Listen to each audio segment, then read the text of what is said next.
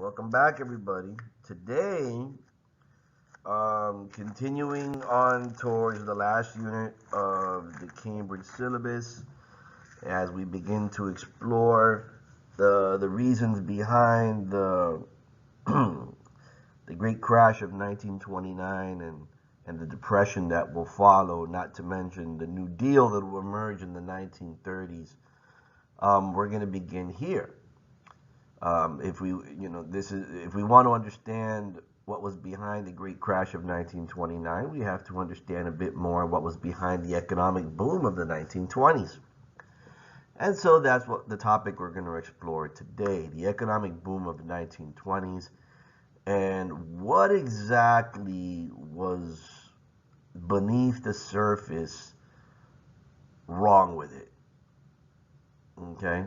What was wrong with it beneath the surface that would lead to the Great Depression that would last from 1929 to 1941? Because to most Americans, the naked eye, the 1920s was great. Okay? And I want to be careful with most Americans, to a good number of Americans. I mean, Miami experienced a massive real estate boom in the 1920s. For example, Coral Gables, Miami Beach, all that started being developed in the 1920s, just so you know. So, several reasons. Well, let's look at some things. There's a lot of numbers today. Here's some interesting cartoons. The 1920s, yes, are known for a period of great economic prosperity, unprecedented. A period of political conservatism. We would elect 3 conservative Republican presidents in a row, individuals that had an almost religious faith in the free market and the market's ability to correct itself. So, those are a couple of images that pretty much say that. What happened to the progressives? What happened to more than the progressives? What happens to the people on the left? Well, the 1920s are not going to work out for them very well. You could tell that in this little cartoon to the right. That would be your right, my right. Yeah, that didn't turn out too well for them. So I'm going to throw a lot of numbers at you today. 1920s, gross domestic product, meaning the size of the economy, grew by 42%. Manufacturing, remember we were an advanced industrial economy, rose by 60% in that decade. Per capita income, and you got to be careful with per capita because it assumes equal distribution, but per capita income rose by 33%. New construction doubled from $6.7 billion to $10.1 billion by the end of the decade. Unemployment was low throughout the decade, rarely going above 4%, and usually sometimes to as low as 2% a year. So that's the good news about the 1920s. Now let's break this down. What might have been behind this economic prosperity? Why did it exist? And so allow me to present a number of reasons. And we're going to explore each one by one. Number one, the post-war ruin of Western European economies. Remember, this is after World War I, and it's really easy to be top dog if your competition's not around anymore. Number two, the emergence of new industries that would come to little by little play a more dominant role in the economy and create jobs with them. New innovations and new technologies, particularly in production. Corporations emerged stronger than before, in part because their natural opposition, labor unions, experience a crushing decade. They're almost not around anymore. And a lot of this growth was being fed by consumer spending. The typical American was not only being looked at as a producer, now we're being looked at consumers. And this is being made possible by a new phenomenon, at least new in the scope: credit, consumer credit, available in ways and forms that had never been seen before, allowing Americans to purchase uh, the very things that they're producing in amounts they had never been able to do so before, leading to what would look like an incredible amount of prosperity to many Americans. Now let's look at each of these one by one. One of the reasons behind this prosperity, Europe wasn't doing too good after the war.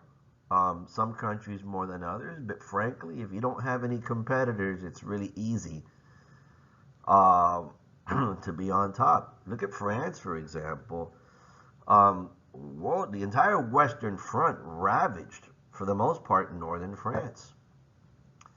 France lost 40% of its industrial capacity, which was outright either inaccessible, if not destroyed, by the Germans throughout the war. So France is going to be out of the picture, not able to compete for a long time. Its GDP shrunk by 24% during the war and ends up bankrupt.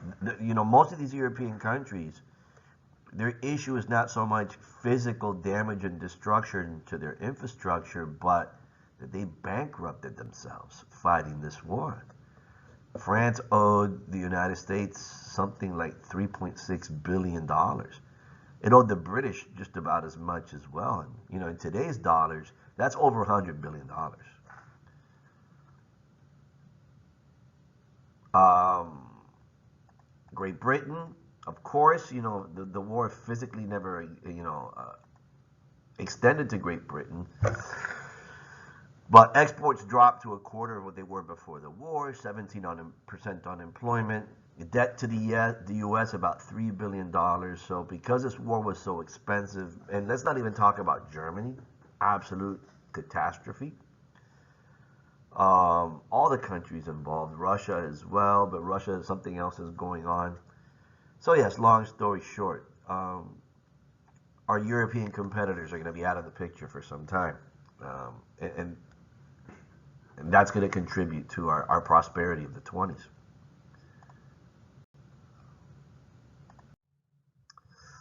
Another reason, the emergence of new industries. Not the oil and steel, the big industries of the Gilded Age have been replaced, but now there's new players in the game that likewise are making fortunes and are creating jobs. So, for example, the automobile industry is starting to emerge. You're looking at a Model A. That's not a Model T. I have a picture of a Model T elsewhere. That's an improvement of the Model T, but that one came out in 1927. So yes, the automotive industry, the aviation. It was kind of like a novelty. They're able to effectively use airplanes during World War I. They come back home. So, okay, what can we use this for? What application? Airmail begins to emerge. Okay, and that of course contributes to business. Radio. That I was concerned about this picture, like whether you thought they were standing in front of a piece of furniture or something. No, the radio begins to emerge in American society, and it births an industry in itself. And then not only think about these guys, but think about all the other industries. Think about everything that goes into making a car: steel, aluminum, plastics, glass, rubber, leather. Think about the petroleum industry. Think about the gas stations and the mechanics. The literally thousands and thousands of jobs and other industries that are going to emerge because of automotives or because of aviation, or even the broadcast industry. So that was a big contributor to the boom of the 20s. If we look inside the factories, we see that we're capable of making more things in a shorter period of time. But we discussed this. This is Fordism, right? Narrowing things down to simple tasks, using simple tools, that could basically making people's jobs as easy and usually repetitious as possible, that they're easily expendable. But, on the output side, it allows for the production of a greater number of items in a shorter period of time. The automobile manufacturing industry, the big three, Ford, GM, and Chrysler. There were others, but these are the ones that dominated the market and, of course, survived till today. They would end up producing 98% of the world's cars. Innovations like the assembly line would lead to what we call today mass productions. Look at the mass production of cars. They were producing something like 2 million cars a year in 1920. By 1929, it's over 5 million cars a year. 25% of American families would own a car by 1925. Their prices dropped significantly. The Model T, when it first was on the market, I think 1918, it sold for like $800. By 1927, it sold for about $300. This is a phenomenon. Why is it when we produce more units, we're able to bring down the price? By the end of the decade, 60% of families own a car. If we talk about radio, and that's what these women are manufacturing here, radio units, something called frequency modulation allowed for long-distance audio transmissions. On November 2nd, 1920, station KDKA became the nation's first commercial radio broadcaster. In just 4 years, there were 600 commercial radio stations around the country. 1926, RCA would form the first national network, tell me if this strikes a bell, called NBC, the National Broadcasting Company. I think by 1927, the first FM radio station. By 1929, 60% of Americans have purchased a radio. So mass production, thanks to things like the assembly line, absolutely contribute to the boom of the 20s. I wanted to show you this image. There's a concept in economics called economies of scale. Meaning, as you improve the productive process and you're able to produce more units, the more units you produce have a habit of doing what with prices? And it's supply and demand. The more you have of something out there in the market, what happens to its price? Lowers it? It lowers it, that's right. Making it more affordable to a greater number of people. There's various reasons why, manufacturers are able to lower prices. It's because they increase their volumes. This is called economies of scale. And we've seen it, for example, with flat panel TVs. They used to be incredibly expensive. Now they're significantly less expensive and even bigger. Laptops, the same business. Everything, operates this way.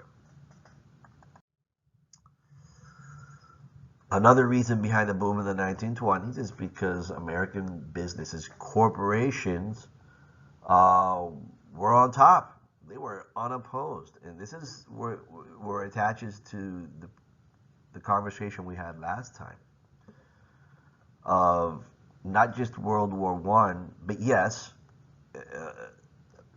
and I'm not saying that all labor unions opposed World War I. Samuel Gompers actually supported it. But a significant number of people in the labor movement, those most on the political left, opposed World War I, and they're going to pay a price for it later on, in a number of ways. The truth about the 1920s, union membership and activities fell sharply in the face of economic prosperity. A lack of leadership within the movement and anti-union sentiments from both employers and the government all led to strong, unopposed corporations. How did this come to be? Well, remember the Bolshevik Revolution led to the first Red Scare and allowed both the government and business to paint a narrative that these socialists, and by extension all these union folks, they're the same as the Bolsheviks in Russia. They call this red baiting. And you should familiarize yourself with the idea of red baiting. We've seen very recent red baiting here in the United States. It's simple-minded people usually fall for this very easily. Um, in the 1920s, it was labor unions and socialists and anarchists. They're all the same, and they're all connected to the Bolsheviks, and they're all being driven by Moscow, therefore are un-American. Therefore, people run away. So now they have, a boogeyman to pin labor unions on and scare labor unions away. In the 1950s, the McCarthyism, red baiting, accusing people of somehow being communists, using very flimsy, if not non-existent ties, And we heard it recently. Oh, Bernie Sanders, we're going to turn into Cuba and Venezuela. Any idiot that believed that, is somebody that would have fallen for, the typical red baiting of the 1950s or the 1920s. It's a gimmick. It's proven, and it's been used very effectively. Federal government successfully neutralized most of the militant labor activists because they took the years of 1919 and 1920 to either imprison them or deport them. So most of the leadership is gone. The IWW is destroyed by the federal government with the narrative that somehow they're connected to the Bolsheviks. And of course, the socialist movement that was so vocal during the progressive years and during the beginning of World War I, they were completely decimated, not only due to their anti-war stance, but also being associated with Bolshevism. So what does this all mean? It means corporations are free to do whatever they want during the 1920s, and they do.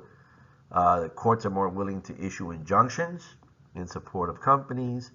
Oh, Gompers dies in 1924 by then. The result, in 1920, there was 5 million unionized workers in the United States, or 25% of the labor force. In 1929, there's only about 290,000. Not even 2% of the labor force.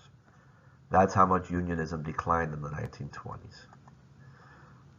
Your book talks about something about welfare capitalism.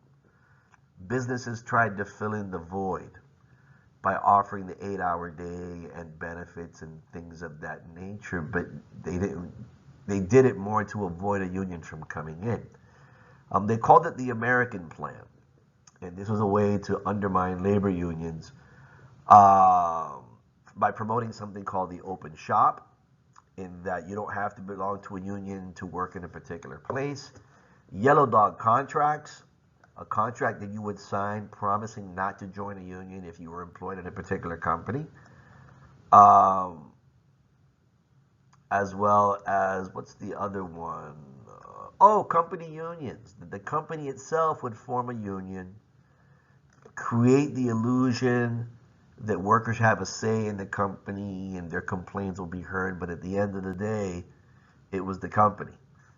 And nothing was solved. Government, you remember the income tax is only as old as 1913, and already going into the 1920s, you see serious reductions of the income tax. In 1921, the top earners, and I'm talking in 73% tax rates, and by 1929 it was lowered to 24%. So lowering taxes also contributed to this boom. And then consumerism, okay? And this is what starts to happen. Remember, during the Gilded Age and into the Progressive Era, the dilemma for most American corporations was, my God, what if we overproduce? During the Gilded Age, if we overproduce, then we're stuck with all this surplus, and what's the sense in still producing? So those led to things like the Depression of 1870s and the other one in the 1890s, and then thanks to imperialism, we figured out a partial solution, right? If we were to open up markets overseas, that would relieve the pressure of overproduction. But by the time we get to the 1920s, it's not enough. We're producing too much, maybe even more than even overseas markets could absorb. That's important because it's at this point that maybe the solution to this is to get Americans to buy more stuff. Think of the American worker not so much as a producer of things that goes to work in a factory and produces things, but also as a consumer. If we could get the typical American to simply purchase more things, consume more things, then this new habit, this new behavior in itself could alleviate the pressure that comes from overproduction and prevent another economic catastrophe. And many of the brands that we already know today either emerged in the 1920s or already around. And look at the one about cigarettes. Physicians recommending cigarettes. Okay, so fine. Let's look at Americans as consumers. And Americans being consumers, which we are today, hyper-consumers, that kind of behavior is going to alleviate the pressure that's produced by overproduction. Fine, but where are they going to get the money from? Sure, wages went up in the 1920s, but not incredibly so. Not for most people. Where are they going to get the money to buy all these wonderful things that are produced in a capitalist economy, short of increasing their wages? Easy answer. Lend them the money. Okay? If you're not going to raise wages, but you want them to buy more stuff, you have to make it possible for them to buy more stuff. You have to make it easy for them to buy more stuff. For example, 1908, Henry Ford's Model T makes automobiles accessible to the great multitudes of people. But they are still too expensive to buy with cash for most families. The first Model Ts came out were $800. Half of the population didn't make more than $1,000 a year. And there was no financing.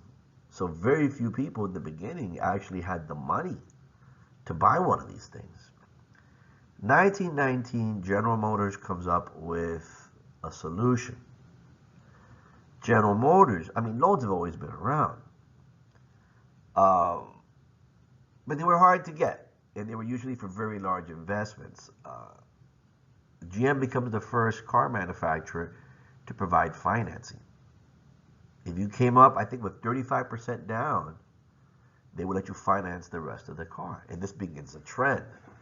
Most of these people that buy cars by the end of the 20s, like 60, 70% of them are financed. Well, think about it today. How many people do you know are able to pay a car 100% in cash? I'm sorry, unless they're doing something illegal on the side, it's pretty much impossible. And this is Miami. That is very possible, but you're not going to buy it, By the 1930s, we already have several options, okay, by which we could extend credit to a growing number of people. And people could buy today and worry about paying little by little tomorrow. This is how our abundance exists today. It's all based on credit. So, either it's financing through the store, the manufacturer itself. Before you had, MasterCard and Visa, stores themselves would extend a line of credit, okay?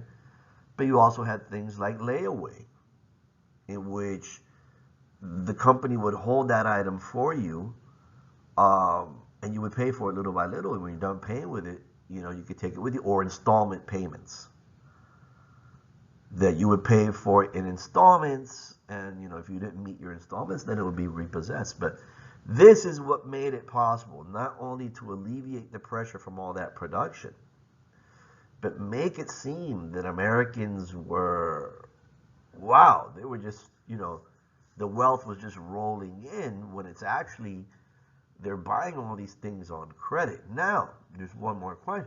Okay, fine. Where is that money coming from? And that's another can of worms completely. There's an explanation to that. So interesting graph, just so you see. For example, radio sets in the thousands. You can see by 1922, only 60,000 radio sets have been produced. 1929 was next, like 10 million. Movies were a big industry as well. That's the birth of Hollywood. Electricity, by the mid-1920s, 50% of homes were electrified. 50% of homes had an electric stove. I don't know why, because gas is much better. So little by little. But was it all perfect? No. Not as badly as the Gilded Age, but there was a huge maldistribution of wealth. I know a lot of people have the impression 1920s as Great Gatsby and all that, but that's a minority of people. The majority of people tended to live in poverty, making less than $1,000 a year, despite the illusion of wealth of the 1920s. The wealthier got wealthier. The already wealthy got wealthier. The upper middle class got wealthier, but the poor pretty much stayed the same. And if it looked like the poor got better, it's only because they were able to get better through debt. Private debt skyrocketed in the 1920s. Real wages went up in reality, real wages only went up 1.4% throughout the decade. I think per year, whereas stock values went up 16% a year. 42% of households made $1,000 or less, which was pretty much poverty at the time. While the top 1/10 of the top 1% made as much money as the bottom 42% combined. So just as much as the Gilded Age, maybe not as bad, you had a big inequality problem. Okay? A big inequality problem. Continued to. And you can tell by these cartoons. He liked to make it smaller. Shall I take over, madame? And that was the economy of the 1920s. And I'm ending this image with a sandcastle and a storm approaching. Because that castle was built of sand. It was built on sand. The prosperity of the 1920s, to a great deal, was constructed on top of debt. Here's the problem with debt. Debt is fine as long as the means to pay off this debt continues to exist. What happens if it doesn't? I'm not done. There's another video coming, which is going to discuss the last part. Where did all this money come from? Where did all the money come from that would be lent to both consumers and businesses alike, that would allow for this investment and all this consumer spending? That did not drop out of the sky. There's a story to that as well. So that's the next video I'm going to show you. Oh, Mr. Yes, sir. I came to